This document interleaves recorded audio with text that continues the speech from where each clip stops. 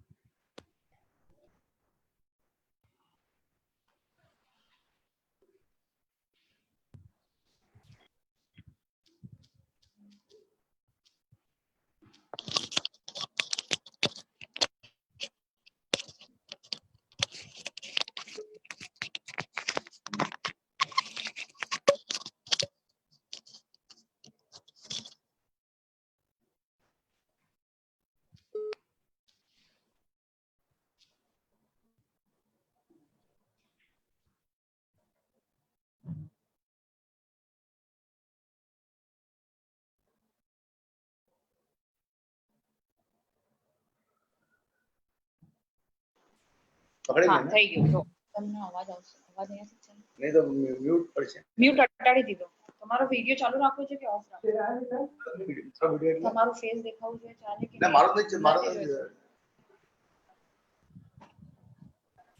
Unmute કરી દીધું છે હવે તમને અવાજ આવશે ઇયરફોન્સ પણ નાખીને અવાજ આવશે એ નહીં દેખાશે કેવી રીતે કરી શકાશે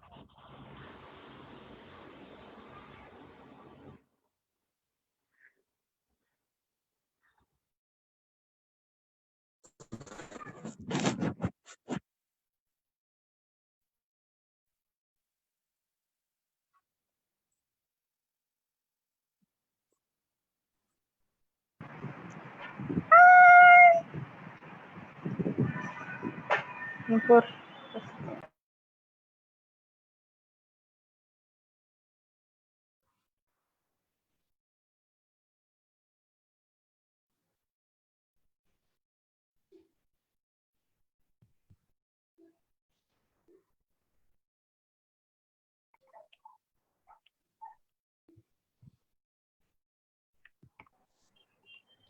Good evening, all the participants. It's a request, kindly mute yourself. There's a lot of disturbance. We are about to start the web talk.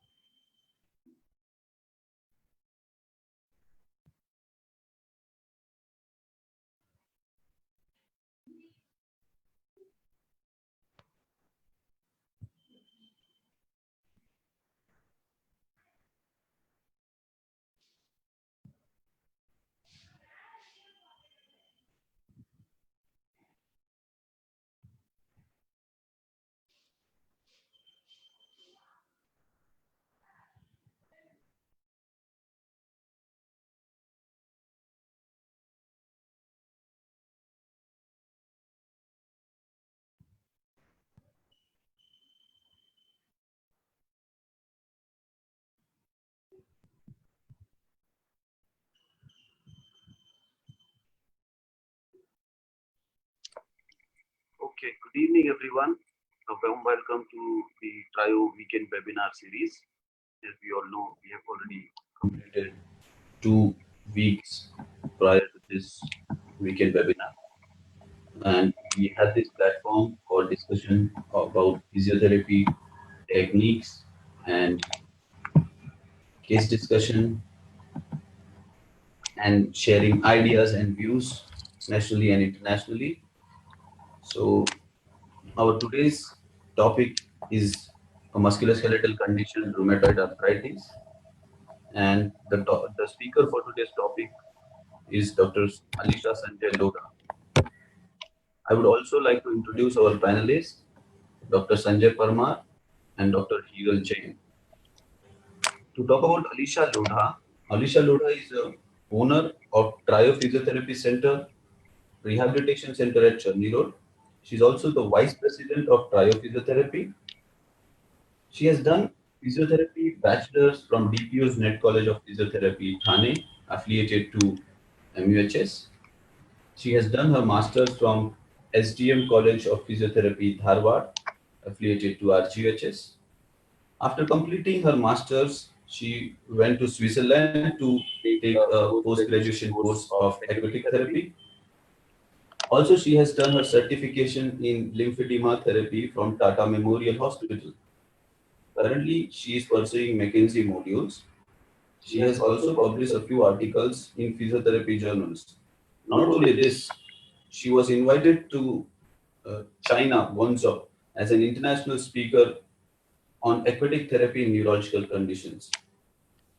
She has achieved a lot more in the field of physiotherapy as a sports physical therapist and musculoskeletal therapist. Many of us already know her achievements, and there are a lot of patients joining us for this web talk through her. So over to you, Dr. Anisha Lodha. Thank you. Am I audible, Dr. Suraj? Yes, yes. Thank you. Thank you so much for this introduction. So straight moving on to the topic. Why today did we have a patient and therapist? So we have patients also in our webinar today, along with the therapist. And the whole idea of this particular webinar today as to why are we talking about rheumatoid arthritis with patients and therapists, because I'm not going to address as to what a physical therapist has to do, but it's going to be more to do with what patients can do and what is the kind of communication that a therapist and a patient lack in when it comes to rheumatoid arthritis. So moving on to the topic. So just to understand what exactly is rheumatoid arthritis, a lot of us feel arthritis is joint pain, but when it comes to rheumatoid arthritis, it is basically where your joints are inflamed. It's not only the involvement of the joints, but it is also involvement of your systems, which happens gradually as the disease progresses. And it affects all the structures around the joints, be it your muscle, be it your nerve, be it all the organs also. What happens along with this, that you experience pain, limitation with your movements, you experience that there is a change, sudden change in your quality of life. And along with this, you have other comorbid issues coming up because it's a systemic involvement. And yes, finally, there is also an increased rate of premature mortality rate. So moving on to clinical features, now this is what we are going to focus today for patients and therapists, where I will be taking you through slides where a patient will know what is it that they have to look for when they come across this particular condition. So what is rheumatoid arthritis? How does it represent? It basically begins slow. It's acute in onset. And it is usually seen in patients above age group of 40, more likely observed in females. How does it represent? You experience ache and pain, early morning stiffness. Also, along with this, you experience that your fatigue levels have gone down. You find weight loss. You experience sweat in the hands, lot of water accumulation. Also, this is a very highly variable condition because what happens here is that you might find that a few of these patients would experience sudden exacerbation, or the symptoms are really flared up. And then there is a long remission of symptoms where you don't experience the symptoms at all. And then you feel you're completely okay. Again, you experience a flare up. So that is how variable a rheumatoid arthritic patient would be. On the other hand, you might have a patient who would experience a lot more exacerbation where the flaring up is, or the duration of the flare ups is much more than the remission. And in few, the remissions don't happen. They are all the time in pain. So this is how variable rheumatoid arthritis can be. How does this, what happens? What do you experience apart from pain? You hear some sounds as if bone moving over bone. You experience early morning stiffness, which can be lasting for more than 6 weeks. Now, not all early morning stiffness is rheumatoid arthritis. So I will take you through what are the things that a patient should observe and what are the things a therapist will observe. Together, you can conclude whether you fall under this category or no. Now, moving on to what patients must check for. So first thing is early morning stiffness. Patients will experience early morning stiffness, which will last for more than 30 minutes, go up to 2 hours also. At least 3 or more joints are affected together. It's not like early morning you wake up and you experience knee pain. These are multiple joint issues where at least minimum 3 joints are involved. involvement of at least the joints of the hands. Out of the 3 joints, you will experience majority involvement will happen in your hands. It can be all smaller joints. It is always seen, most of the time it's symmetrical involvement. That is, right is also equally involved as left. There might be some difference with the intensity of pain, the heat or the redness. So again, the signs of inflammation will be seen. That can be your joint pains, redness, increased temperature, difficulty to perform the activity. Now, what therapists must look for? So as patients give us these information, there is a lot more other information that patients we need to extract from the patient, which I will be taking you in the later slide. But what therapists must look for? Rheumatoid nodules. So just to simplify this, you will start experiencing that there is some around your joint, especially your fingers. You experience that all the joints around the fingers have certain nodules felt. There are certain changes that you will experience or you will observe in x-rays. Radiographic changes will be seen. Check for serum rheumatoid factors and classify the patient as per their ACR classification, or currently, which is more used now, that's a combination of ACR and EULAR classification system, which includes your ESR levels, your CRP levels. Now, another important area how a patient and a therapist should look at is functional classification. Now, why functional classification? Because patients come to you not only because of pain, they also come to you because they are not able to perform their daily activities. A lot of their daily routines or their activity or their involvement at community level is affected. And that's the reason we need to classify these patients functionally also. So we look into patients into 3 ways. That is self-care, whether they're able to perform their own activity, their self-care activities. Secondly, we look at vocational activities, which is more to do with their daily living, where do your household activity or, anything, sweeping the floor, cleaning. And comes your avocational activity, which is your leisure activities, which one pursues, which is probably an hobby. And a patient like could be a sport or could be dance, which is the 3 different classifications, how you decide as to where is the patient limited.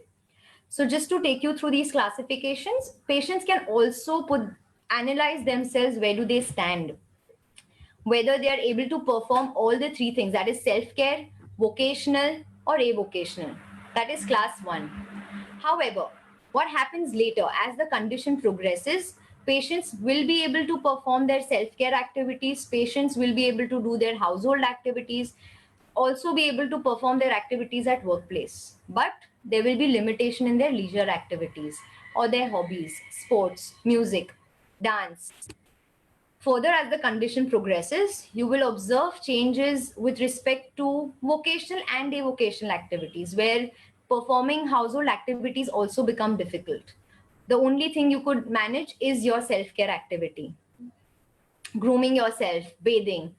And finally, there is limited in the ability to perform self-care and vocational and avocational activities, where none of these, basically patient is completely dependent. Now, what about self-analysis? So a lot of times we see that patients experience pain and they just come to us.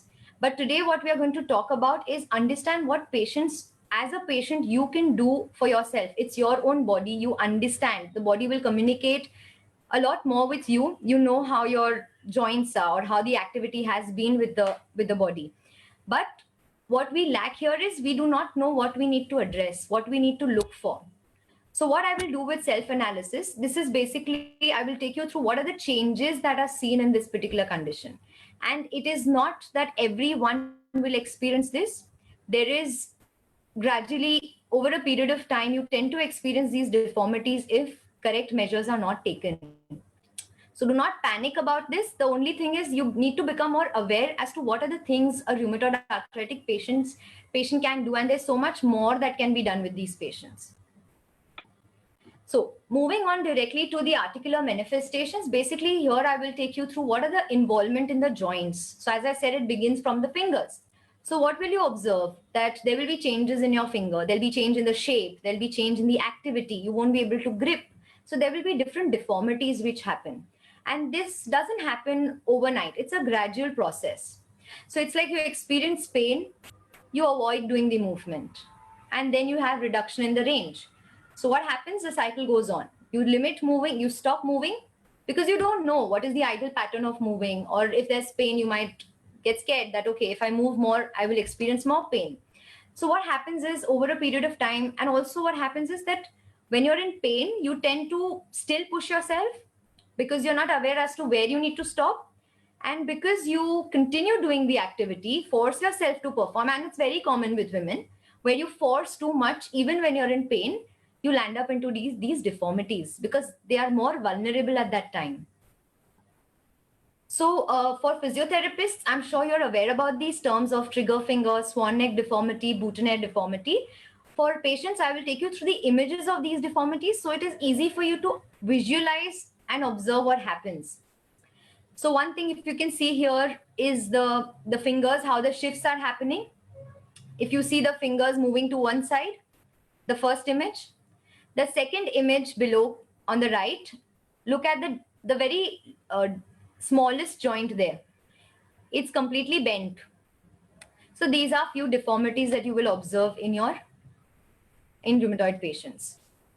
So these are few other deformities. So when you come across these kind of image, and this is slightly on a severe level, these things don't suddenly overnight, it doesn't become this deformed. It goes very gradual. So you might find one particular joint involved, gradually you might have the second joint involved, and then you might experience this kind of shape. So if you observe these things, it's very, very important, immediately consult your physical therapist. This is another deformity. So as I said, it's not just the finger, it's not just one or two joints, it's multiple joint involvement. One of this is the thumb. And thumb is so along with your fingers, you also need your thumb to grip anything.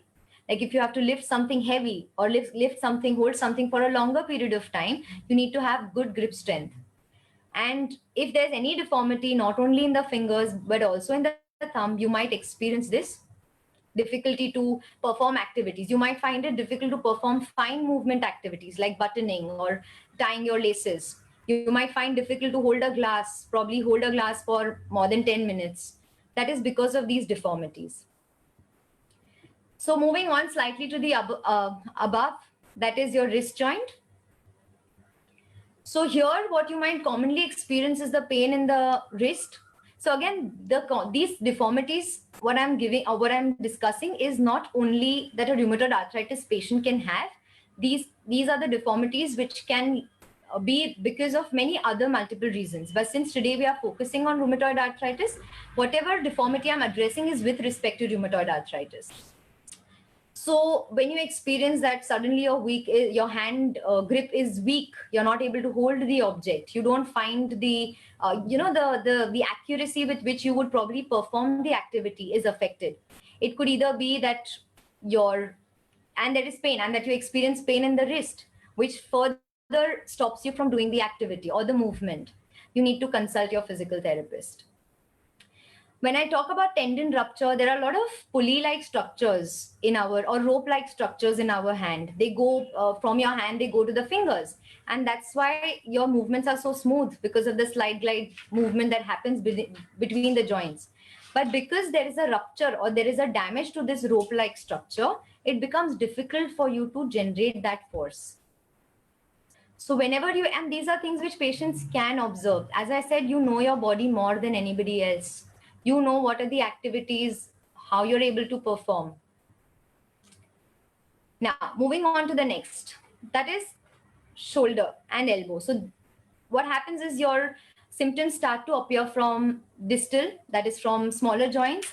Further, it starts moving up to affect the larger joints. So you might have seen a lot of patients with shoulder pain. When you tend to lift your hand sideways, you tend to have more of shoulder movement instead of having a simple one movement. You will experience a movement happening all the way from the girdle region, and then moving up. So these are the compensations that your body will start to show.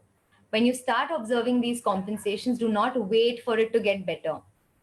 It will not happen. You might just wait. It might further land up into complication. You might say the pain is not so bad, so maybe you can push it further and further, and this is observed with patients.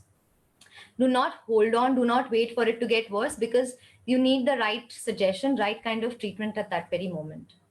If you look at this image here, it is where the elbows, basically the elbow joint is flexed, is bent, and the patient is not able to straighten it. However, making it difficult for him to perform a lot of household activities or activities where it involves lifting something from the floor. Patients are not able to perform this. So these deformities, if not addressed, can land up into permanent or fixed deformities.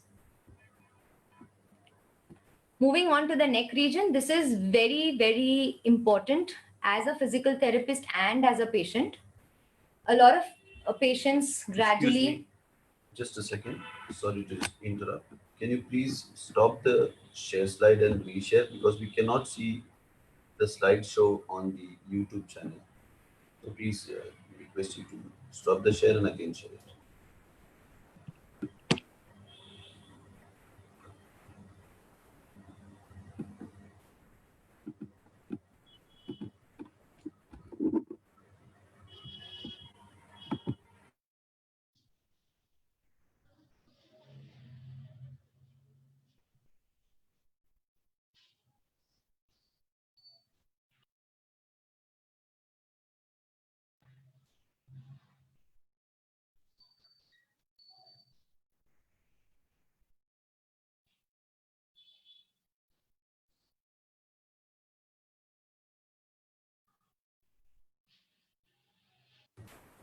Yeah, I will just share the screen again.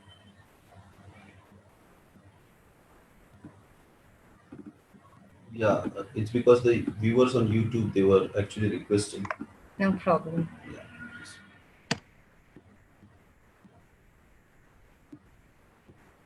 Okay, is it fine now?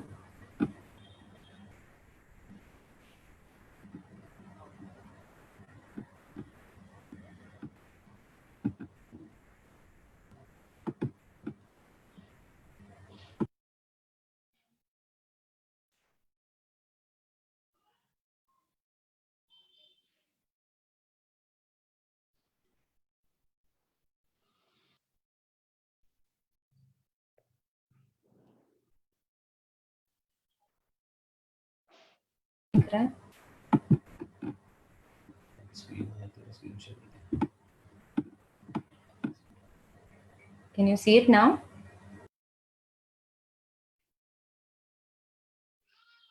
Share करने देना. Can you see it now? Your screen is.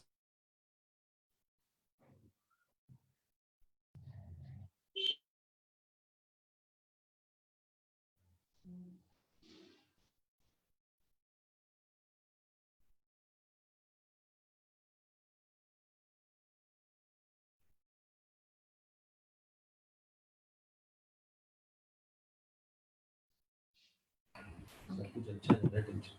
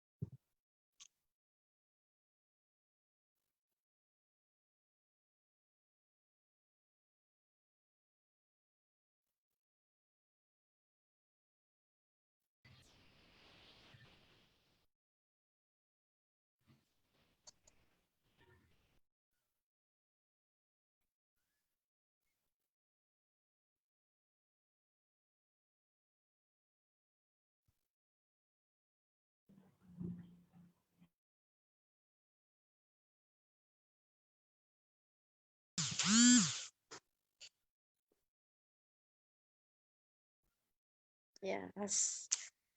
Yes. Advice.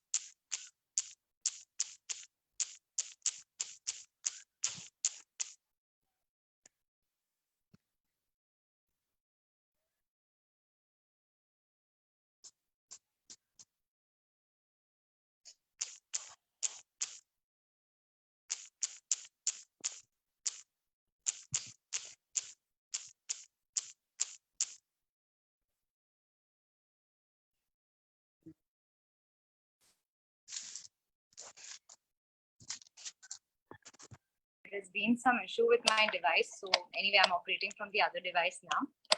So I think we should not experience any difficulty.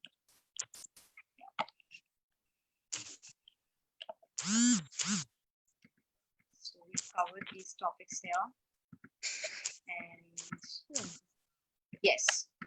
So moving on to the neck. Now, yeah, fine. Okay, so moving on to the neck. As I said, this is a very important area that one needs to address, and actually it's one of the red flags for all the physiotherapists.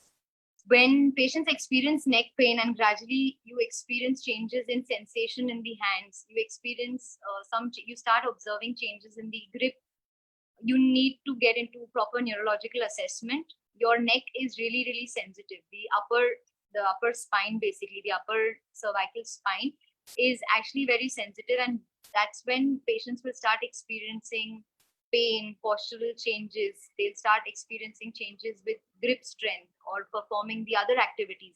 They might experience pain in the shoulder, might experience pain in the hand, but it might all be originating from the neck. So yes, this is and once the patients and this is something, this assessment needs to be done on a regular basis, because these changes gradually start to show up. And when you experience neck pain, it's very important. It's actually the job of the physical therapist to keep a constant check that there are no motor and sensory involvements happening. And then you know whether does this fall in the purview of the physical therapist, or you need to further send or refer the patient. Moving on to the next joint, this is the joint which is involved in the end. But yes, it doesn't leave this joint. It's the joint, the TMJ. So your chewing activities. Patients usually complain of difficulty opening the mouth. Patients complain difficulty having some hard objects, hard food material, food stuff. So it becomes difficult for them to chew, and they experience constant pain with chewing. So as a physical therapist, check for the range of movement. They might have difficulty with side-to-side jaw movements. That indicates that the affection has, or that the joints involvement have further progressed. So along with your hands, as we saw, the hand, the neck, the back, all of these structures are involved. And here comes your foot. So these are very common deformities which you might find also over the period of time as you start aging. But specifically when it comes to rheumatoid arthritis, it's very, very important, because it can actually affect the mobility of the patient. Patients would fail to move, and it is the biggest hindrance when it comes to patients' rehabilitation, because once patients lose hope to walk, they completely lose the ability to that they could further, could get better. They could still push themselves, still work on it and try to get back on their feet. But because of the kind of deformities that the foot experiences, it becomes very difficult for them to bear weight on the foot. So if you see the first image, that the changes with the toe, there is the excess bone that is moved out, which is commonly seen also with people who wear closed shoes more often. But it's not necessary that everyone with this deformity is a rheumatoid arthritis patient. So as I discussed, what are the other things that you need to keep in mind? But these are observations that as a patient, you will be able to do even better compared to the physical therapist. Also, if you see the second image where your entire foot position, so this is where, because of constant change in the basically because of the deformity, if you continue wearing improper footwear, there's constant friction between the skin and the footwear, resulting into callosities. It becomes difficult for patients to walk in pain, and then they would land up not walking. Moving on to the next, that is the knees, the hip. Yes, these joints are also affected. Knee, usually when not really, so a lot of muscle wasting happens when there is weakness, when there is deformity, or when there's a lot of pain. Patients do not want to use, do not want to move. What happens because of that is that your knee starts getting fixed into one position, and that's when the problem arises. So again, it's very, very important as a physical therapist, when you observe that there is knee deformity, or when you see that the patient is not using the muscles correctly, address it immediately, because later on gradually it can turn into a deformity where it will be difficult as a physical therapist to probably get them better and probably land up into surgical interventions. So again, as a patient, you will be able to see the changes. You might see bowing of the knee, or you might see the V knee or the knock knee as we call it. Along with the knee, it's also the hip joints that are involved. So as I said, that it's not only the the joints that are involved, but along with that, there is involvement with the systems or your other systemic functions. So what do you experience then? You might experience patients do not eat, have loss of appetite, they lose weight, patients fatigue faster. So it's not necessary that once the deformity levels have reached, only then fatigue will set in. It is over a period of time that these areas simultaneously get involved. So patients' fatigue levels are higher. Patients would experience fever. As I also explained, that nodules, so when these nodules, or as I said, though the nodes that are present around the joints, once they start to appear, it means that it is like an indicator that a lot of other extra-articular, basically the systemic involvement has started. So the body indicates that since these things are seen, it means it's not just the joint anymore, but the other changes also have begun. When I talk about muscle changes, as I explained to you, that because of pain, patients fail or do not wish to use the muscle, they do not perform the activity, because of which there is no use of muscle, and that's why they undergo atrophy. Along with the muscular, the bone involvement, the skeletal involvement, the muscle involvement, there is something to do with neurological manifestation. As I mentioned to you, that patients experience neck pain. Gradually over the period of time, they experience difficulty, or they experience some altered sensation in their hands and their legs. Some might experience loss of sensation. Some might experience numbness. So these are the red flags where you need to know whether is this a limitation of a physical therapist, or it's a contribution along with a physical therapist, the other neurologists who need to get involved with the patient. Moving on to the next, that's your cardiopulmonary manifestation. So the lung, the heart, they play a very, very important role. As we mentioned, that patients' fatigue levels set in. This is because patients do not have the lung capacity, their heart do not function well, and that's one of the reasons why the morbidity and mortality rates have increased. That's the reason why we've lost a lot of patients. So again, along with that, patients would experience difficulty viewing objects. So they experience pain, they experience some pinching in the ear. You need to consult an ophthalmologist. So when you're seeing all these problems, you know that it's not just the physical therapist, it is also the other doctors, other healthcare professionals who would be able to help the patients in a better way. Another condition, even as patients, you need to observe for these changes. When I talk about vasculitis, it's where you will experience color changes in the skin. You might experience temperature changes. And these are alarming signals, because you need to check if you need to get this assessed further if you experience any of these symptoms. So yes, now moving on to examination, which is as a therapist, we do all the basic assessment. We do the history taking, we take the movement, we take the strength testing, we check for joint stability. We also do cardiovascular examination. But two major things which I think as a physical therapist we need to really focus on, which will help us to plan our treatment or the rehab.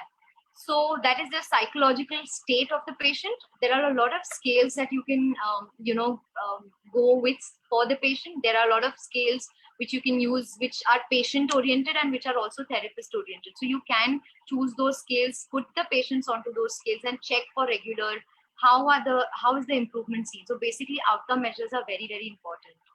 Moving on to environmental factors. Now, why environmental factors? Because as I said, this particular condition, rheumatoid arthritis, it involves not only your system. There is deformity. There is, over a period of time, you start seeing some changes where patients are functionally limited. Now, once they are limited, how else would you modify? If the patient, no changes further can be done on the patient.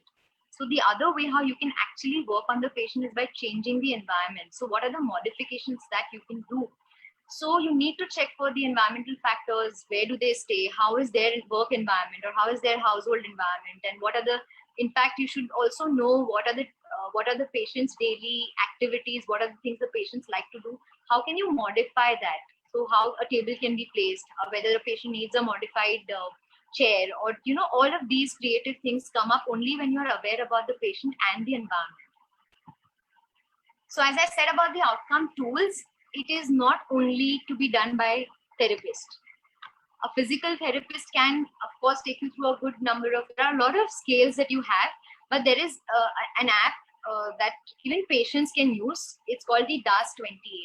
If you just go to your Play Store, you can get this particular app there where the patients can rate their own, the joint pain, the number of joints that are swollen, the number of joints that are tender, how do they feel, with respect to their physical, how bad is their physically, how bad do they feel they're physically involved, so, or affected. So this can be, you need to just rate that, you get the score and you know where you stand today. So there are these radii, there are these 2 scales which are patient oriented, very simple to understand. You have to just answer or rate your score as to whether you're better or you're worse, whether you feel inactive or whether you're extremely active, whether there is pain, no pain. And this is something which you need to use as a patient, I would say, on a daily basis. Why? Because you will know what are the activities that you've done and how those things actually modify your score. So these outcome tools are very important even when it comes to physical therapists, because many a times we need to actually understand what the patient or how the patients respond post therapy. It's not the same for all patients. So the patients might experience more pain post therapy. So you know that you need to cut down on the level of it or the intensity of the exercise.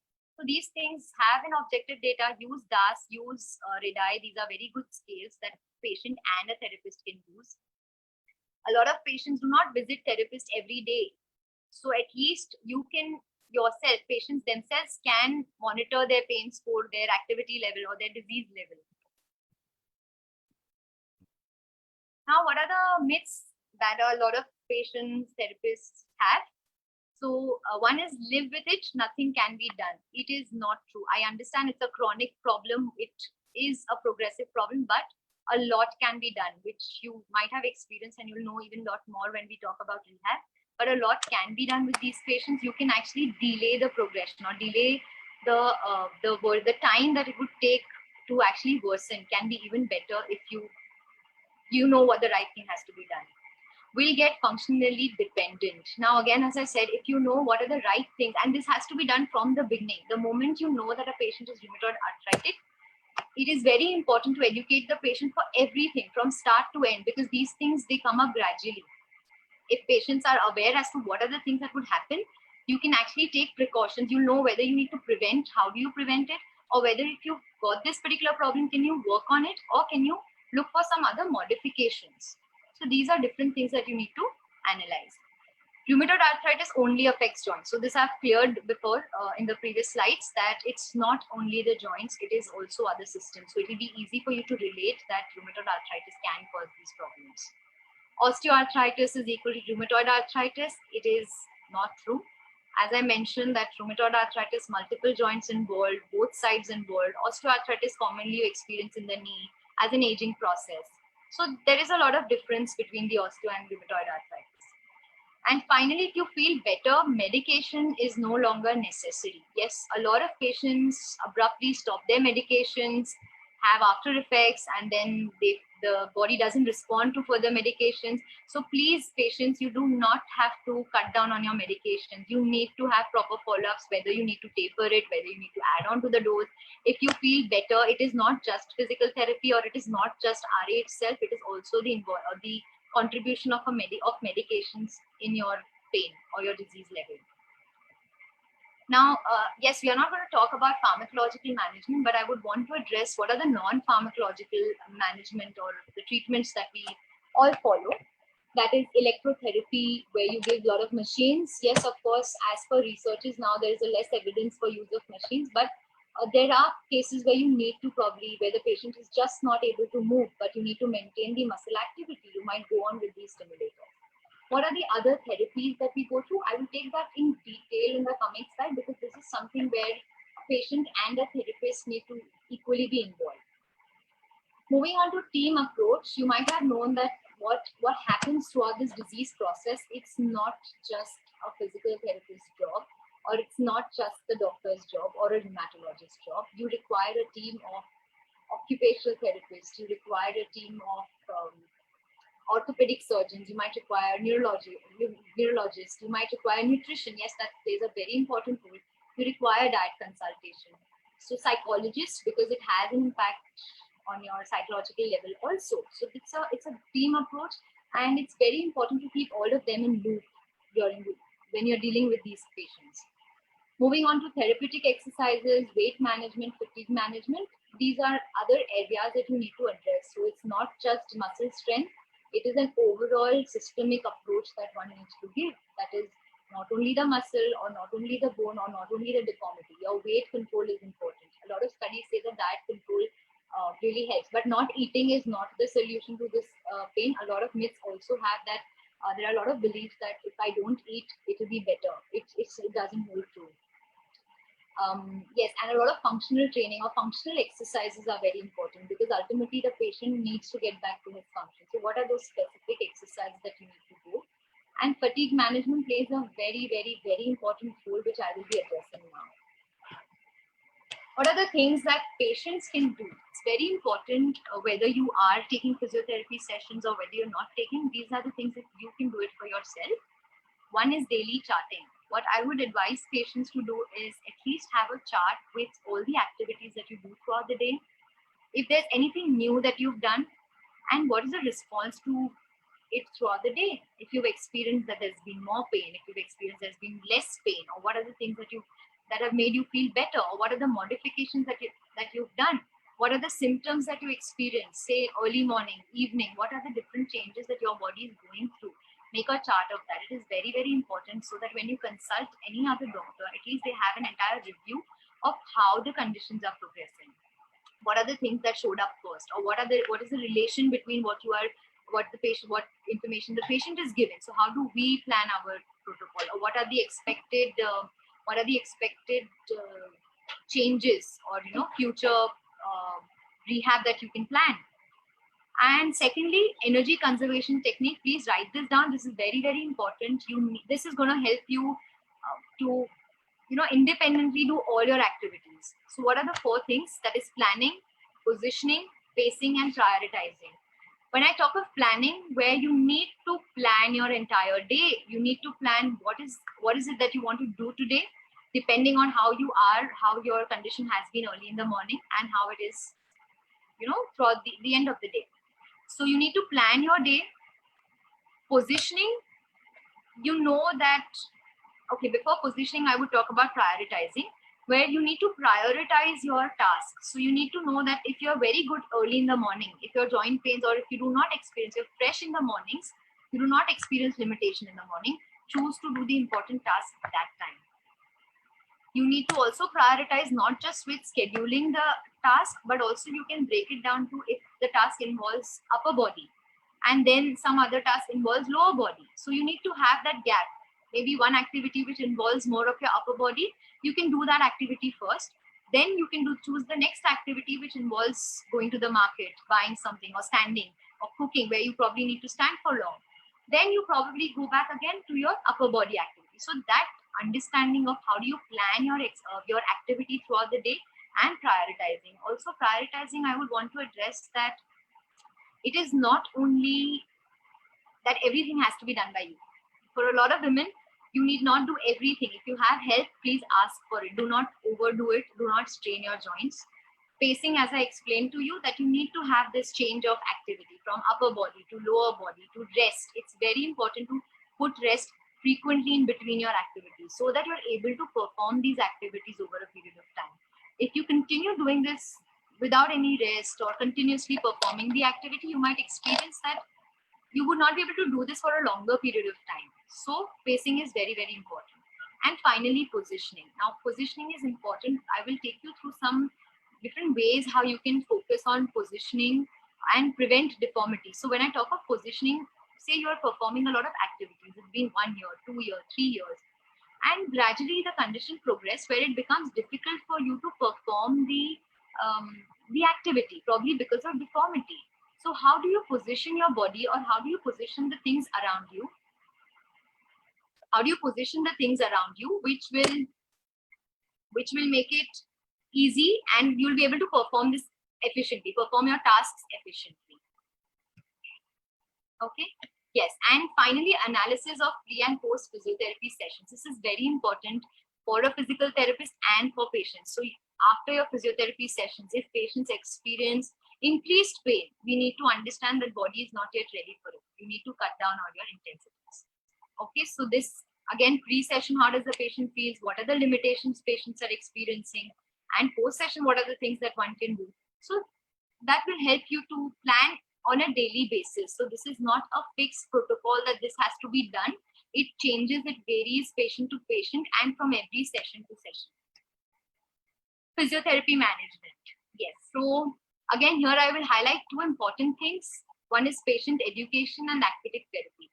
So when I moved to patient education, I said that these things, the information that we've seen in the previous slides, they need to be given to the patient. A lot of patients, the only idea that as a physical therapist, a mistake that even I have done is that if I know that the patient is rheumatoid arthritic, I will just say, okay, just do your joint movements and done. That's the treatment, which is not true. You're actually doing nothing to the patient. You're not giving them education. You're not telling them how does the condition progress. They would think it's just similar to other arthritis, and they would not know what are the things you should do. So, and they do not even know that it's not just the joint, it is all your systems that can be involved. So then patient education is very, very important. I spoke about the energy conservation techniques. These are reliefs that patient will experience, and it will make them independent. They are not going to be dependent on physical therapists for everything. There are so many things that patients can do themselves. So patient education plays a very, very important role. It's the first thing that any patient that you see with rheumatoid arthritis, you need to follow up with patient education. Pain relief, joint mobility. Yes, these are the things that we only do with rheumatoid arthritis patient. As a student, I have done the same thing. I've only focused on relieving pain and giving some mobility or movements to the joints.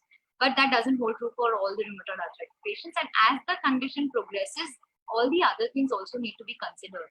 So like the patient is in the initial stage where you can actually work so much more, keeping in mind that you don't overdo it, but you can work with respect to their endurance. You can work with respect to their strength. You can work with respect to strength, functional training where the patient's capacity is much more. So you can improve or push the patient, because later as the condition progresses, the patients would not be able to put in that much effort as much as they would in the beginning or the initial stages. And why would a patient do that if they're not aware about what are the possibilities or what are the progression in this particular disease? So it's very important for us to tell them that this is how this might happen, but there are so many things that you can actually do to get better. Talking about joint protection and splinting, yes, as deformities develop, there are a lot of joints that you need to actually give support so that they don't worsen further. So don't lose hope if you've actually landed up into deformities, because there are other approaches that one can do. Like if you have a deformed foot, then you can have some changes with the footwear modification where you're functionally independent, but at the same time not straining the joint. So imagine with the deformed foot, if you still continue walking with that same deformity and no modifications, it would only get worse. But what if you start working on the deformity? You might not be able to correct it completely if it's a fixed one, but you might be able to modify it by changing the footwear. So that will reduce the load on the foot. Moving on to the next. So whatever information that I've been sharing is with respect to physical therapy is all based on research. These are recent articles based on which, like every other profession, even physiotherapy, we undergo a lot of researches that happen over a period of time. Few years back, what management as a rheumatoid arthritic patient we would do is different than what we do currently, and it's all because of these researches. So as you see in this article, where patient education, self-management is very, very important. Aerobic exercises, dynamic exercises, these are stretching exercises, all are non-pharmacological management. So there is so much more that you can do as a patient and as a therapist. Yes, this is very interesting and very creative. One of the favorite part that I like. So this is assistive equipment. Now, as I mentioned, that there's a lot of deformity that patients over a period of time experience. And it's the job of the patient and the physical therapist to identify that. So when you know that, okay, this is particular joint that's probably painful, A, B, that it is deformed. C, it's not probably fixed deformed, but you can still probably reduce the strain. So there are these modifications that you can do. Now a patient might not be able to, probably do not have a good elbow movement. So how would the patient, how would you bend down or straighten your elbow and then pull up stuff? So you have these modified sticks with hook in the end, and these are all cost effective. You can actually, use some stuff at home and just modify these things, customize it as per individual patient. These don't require all of these things require customization as per the patient's deformity, the limitation, the requirement of the patient. Another simple another simple tool here is the opener. So can you see the first image on the left, top left? That is how it's very difficult for patients to actually open the jar. And also because of the deformity, or say if the patient is currently into flaring stage where the patients feel the pain a lot more than the usual days, it becomes difficult. And if the patient still performs the activity, it will probably make it even worse. So when you have these flares, you can use these modified products, you can use these assistive devices. For example, chopping. If you use a simple knife, you would not be able to have this good grip with your thumb and your finger. So if you use something that you can see on the lower left, where you probably use a knife with maybe 2 side stands, and you can probably use your elbow instead of using your finger. So these are little modifications which you can work along with an occupational therapist, with a physical therapist, and with a patient, of course. Now, so as I mentioned that deformities happen, but what are the things you can do? Or what are the things that you can do to further not let this worsen? These are certain cost-effective splints that one can use. Patients can start using these so that, and the moment you experience a deformity, make sure you start. So using of splint doesn't mean you don't use the muscle. You need to actively work on the muscle. You need to exercise with it, but other times, the durations and all will be discussed with the therapist, but you need to make use of these splints. Maybe while performing some activity, maybe when you're not doing anything, maybe at nights, depending on what is the condition or what is the deformity of the patient. So as I showed that this is the deformity of the finger. So if you see how that particular splint that is being given, it basically adds on a little pressure to the deformed area and tries to maintain it correct. Similarly, this is another splint that we have. These are all available in markets. You can also do it by yourselves. Yes, this is again very important because once you land up into thumb deformities, I mentioned that it's very important for you to have grasping activities, to hold some stuff. Now, if you look here with this spica here, you will be able to perform your activity with the thumb being in correct position. A lot of patients purchase it, but they don't wear it, thinking it's of no use. But actually need to monitor and keep analyzing what is changing with your thumb, or what is changing with respect to the activities. And then you know the importance of these splints. When you use these splints, it doesn't mean you don't use the muscle. You need to keep exercising. You need to do your strengthening, your strength training, endurance training. But at the same time, you need to know when you need to use these splints. So resting splints usually used when you're not doing any activity, or maybe when you're sleeping at night. So these are the different kind of splints that you can use. Finally, I would want to address recent advance that we have, and that is aquatic therapy. Yes, this is, as I said, that even physiotherapists go through a lot of researches, and then these strategies or different interventions evolve. There has been a study that was done in 2017 where all the rheumatoid patients were given physical therapy, aquatic therapy, and were not given exercises. So it was seen that when aquatic therapy was given, there was a good amount of improvement in their activity, in the pain, in their functional capacity. In fact, the involvement of patients was also greater. So rheumatoid arthritis slows me down, but it ain't stopping me. Thank you so much. Thank you. That was a fantastic presentation by Dr. Alisha. Thank you so much for this excellent presentation about rheumatoid arthritis. I'm sure that a lot of patients, as well as our therapists, they have got a brief idea about what are the special things to be done and taken care in case of rheumatoid arthritis. So we would quickly go to the chat box of our Zoom meet if there is any question. I think there are no questions on Zoom chat box. We are also Facebook Live. I'll just check if there are questions on Facebook.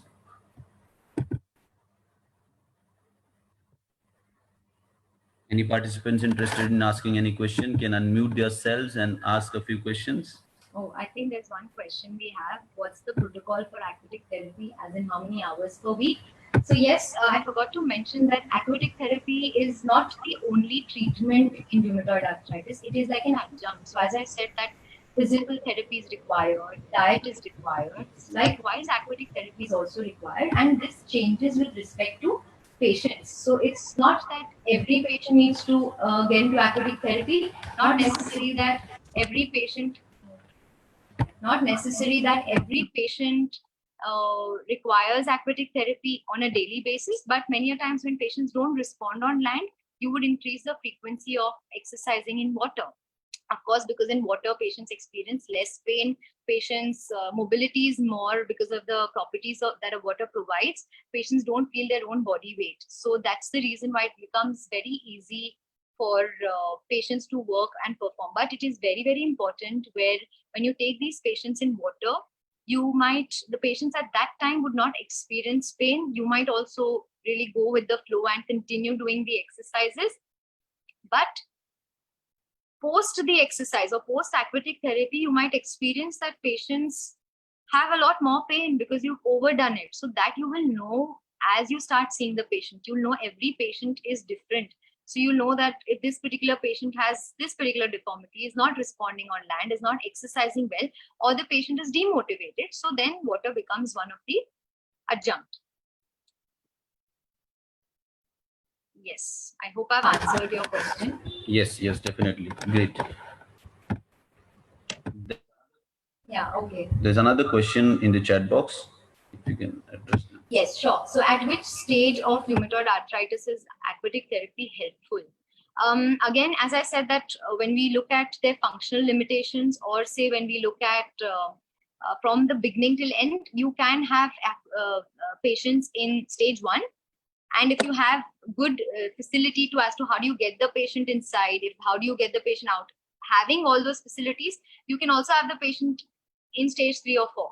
But only thing that changes is your approach. What are you looking at when the patient is in stage 1, or what are you looking at when the patient is in a stage 4?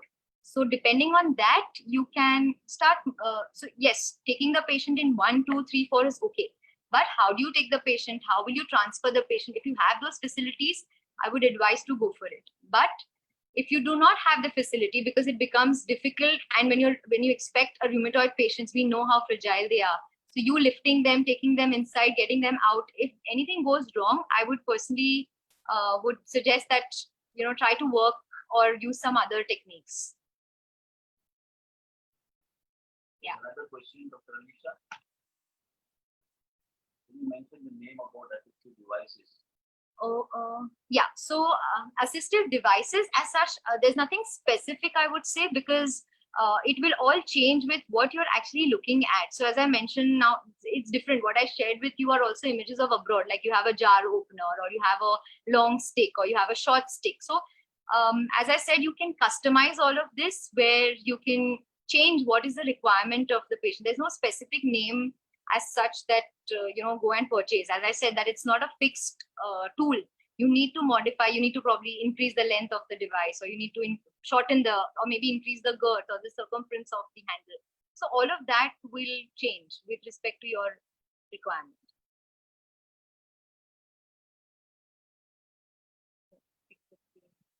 Okay, I think as we are already crossed the timing, so we are sort of time. The questions asked on the chat box will be addressed later on our YouTube channel and Facebook link. Yeah. I would probably answer all these questions on a separate YouTube channel. And if you have any more questions, I think you can write a mail to us. We will get back to you with all these answers.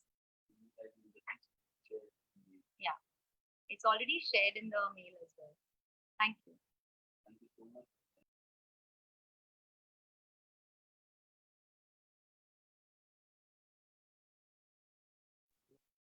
Thank you so much, Dr. Alisha Lodha.